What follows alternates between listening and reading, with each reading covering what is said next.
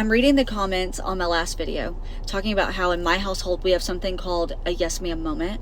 And a yes ma'am moment in my household is something like I go into my kid's bathroom and I see that they have spit toothpaste into the sink and left it there. So I go to them and I say, hey, I was in your bathroom and I saw that you have spit toothpaste in the sink and you left it there, and that's not acceptable. So going forward, you're going to clean out your sink every time you use it.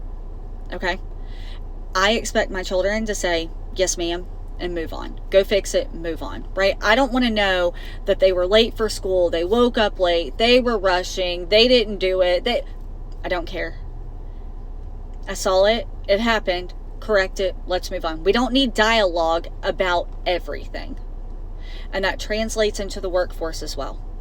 And as I'm reading some of y'all's comments and you're citing your early childhood trauma, I just want to remind you that if you have early childhood trauma, that trauma at some point is yours to process, heal from, and then move your life forward in a forward momentum.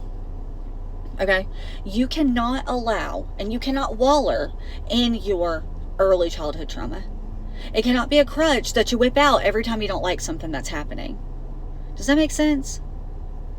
So if you enter into the workplace and your boss comes to you and says, hey, I was having a meeting with these people and you were standing outside my door being so loud. So going forward, if you see my door closed, that means I'm having a meeting.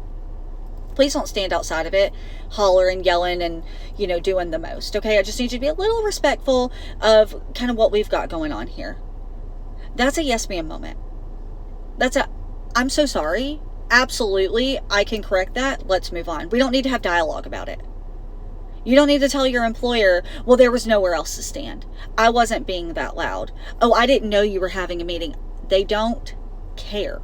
It's a yes ma'am moment. So then some of you guys are like, oh, you have a very authoritarian way of dealing with your children. Maybe I do, maybe I don't. I don't know. I don't think that having a yes ma'am moment is authoritarian. I think it's a very respectful thing to instill in your children so that they can read a room and then understand how to proceed forward. But citing your early childhood trauma, and this is somebody who I have deep-seated early childhood trauma. Remember, I was a foster kid for a very long time. I was separated from my brothers. I was adopted as a teenager. I mean, I've run the gamut.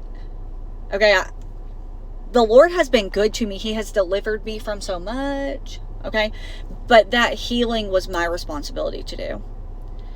And I hate to see people say things like, well, I had early childhood trauma, and that is okay, and that is not your fault, and I hate that for you. Truly, I do. But I want good for you. And I know that there are things that we have to do so that we can have good. And we can recognize good and we can grow. And I'm saying all this because I read those comments and some of y'all made me really sad with that. Some of y'all, I was like, man, self-awareness.